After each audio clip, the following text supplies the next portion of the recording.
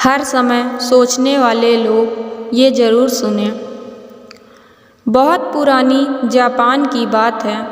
एक बार एक मनुष्य ने तय किया कि उसे जीवन के हर सुख सुविधा का त्याग कर देना है और उसे सन्यासी बनना है।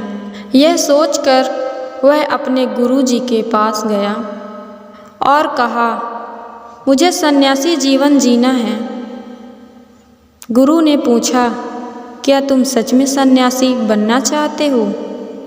तब उस मनुष्य ने कहा, हाँ। तो गुरु ने कहा, ठीक है, आज के बाद से तुम मुझसे कभी नहीं मिलोगे।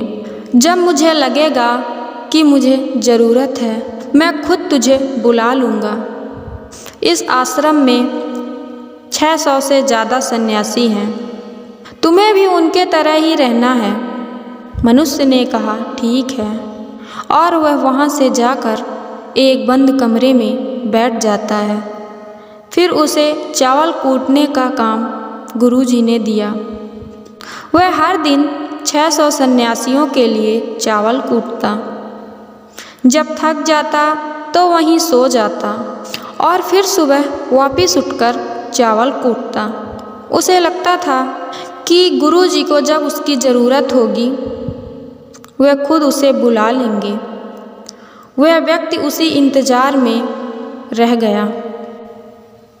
वह रोज़ सुबह से शाम तक बस चावल कूटता रहता, क्योंकि उसके गुरुजी ने उसे यही काम करने के लिए बोला था। लेकिन तब तक वह बहुत शांत हो गया था। उसके मन में न कोई विचार आता और न ही कोई अड़चन। वह पूरा दिन उसी काम में लगा रहता था। 13 सालों में यह उसकी दिनचर्या बन चुकी थी। 13 साल बाद गुरुजी को लगा कि अब जल्द ही उनका अंतिम दिन आने वाला है। गुरुजी ने यह घोषणा करवा दी कि जो भी मेरा उत्तराधिकारी बनना चाहता है वह मेरे कमरे की दीवार को फांद कर आएगा और वह 5 लाइन लिखकर जाएगा। उस लाइन में जीवन को कैसे सही तरीके से जीना है उसे बताना होगा। जीवन का सत्य उसे बताना होगा, लेकिन यह उसे खुद लिखना होगा। उसे स्वयं का अनुभव बताना है। सभी शिष्य गुरु को बहुत मानते थे, उन्हें धोखा नहीं देना चाहते थे। गुरु के आगे खुद को प्रस्तुत करना आसान नहीं था।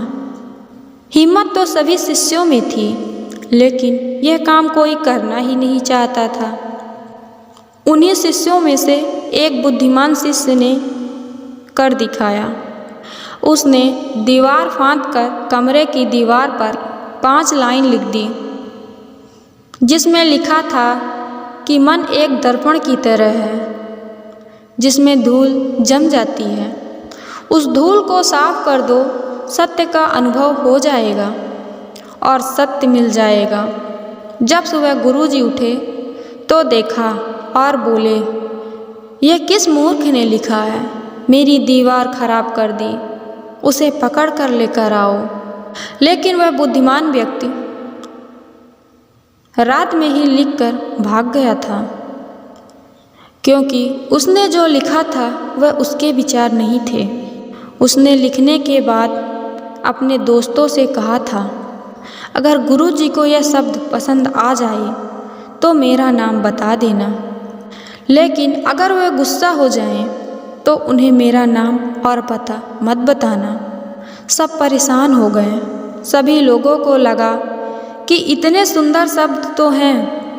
मन एक दर्पण की तरह है जिनमें शब्दों विचारों की धूल जम जाती है। वही उसे साफ कर दे तो सत्य का प्रतिबिंब दिखाई देने लगता है। इसमें कहाँ कुछ गलत है। गुरुजी कुछ ज़्यादा ही सख्त हैं। देखते हैं वह इससे ज़्यादा अच्छी बातें कहाँ से लाते हैं। पूरे आश्रम में यही बातें चल रही थी। उन्हीं में से कुछ व्यक्ति आपस में बात कर रहे थे। उस चावल कूटने वाले व्यक्ति के पास से गुजरे। उनकी बातें सुनकर वह हंसने लगा। उन व्यक्तियों ने यह देख सोचने लगे और बोले, इसमें हंसने की क्या बात है। तब वह बोला, सही तो कह रहे हैं गुरुजी, किस नासमझ व्यक्ति ने यह लिखा है। यह सुनकर वो व्यक्ति भड़क गया और बोला, तुम क्या जानो इसका मतलब।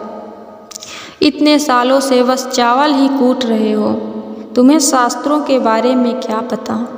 अगर ये लाइन गलत है तो तुम इससे भी ज़्यादा अच्छा कोई शब्द बताओ। तब वह व्यक्ति बोला, मैं बता तो दूंगा, पर इतने सालों से धान कूटते कूटते लिखना भूल गया हूँ। मैं जो बोलूँगा किसी को लिखना पड़ेगा। और यह भी जान लो, मुझे उत्तराधिकारी बनने का कोई शौक़ नहीं है। अगर मुझे यह उपाधि मिलती है तो मैं कान पकड़ता हूँ और मैं अपना विचार नहीं बताऊँगा। तब उन व्यक्तियों ने कहा, तुम हमें बताओ, हम लिखेंगे। तब उस व्यक्ति ने कहा, लिखो। कैसा दर्पण कैसी धूल, ना कोई दर्पण ना कोई धूल। जो इसे जान लेता है वह सत्य को प्राप्त हो जाता है। आधी रात को यह पढ़कर गुरुजी उस धान कूटने वाले व्यक्ति के पास गए और कहा, अब तू यहाँ से चला जा, वरना ये 600 के 600 तुझे मार डालेंगे। ये मेरा चोंगा ले, तू मेरा उत्तराधिकारी बनना चाहे या ना चाहे, इससे कोई फर्क नहीं पड़ता, लेकिन मैं तुझे अपना उत्तराधिकारी मान चुका हूँ।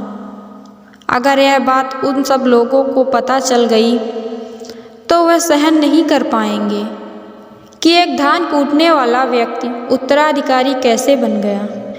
वह सत्य को प्राप्त हो गया। यहाँ शास्त्र जानने वाले सर पीटते रह गए, इसीलिए तू यहाँ से दूर भाग जा।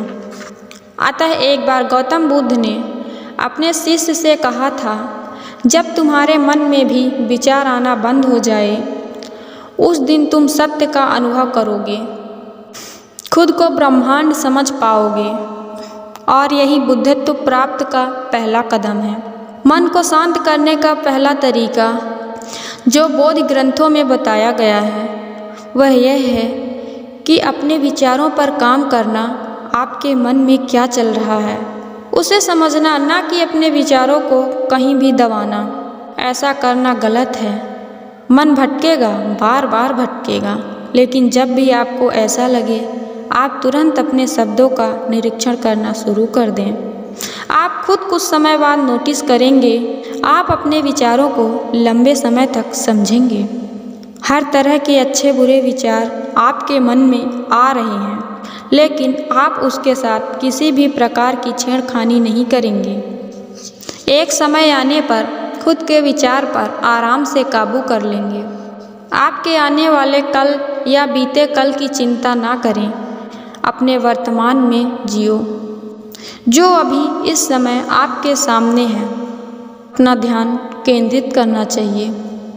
अगर आपको यह वीडियो पसंद आए तो चैनल को लाइक और सब्सक्राइब ज़रूर करें।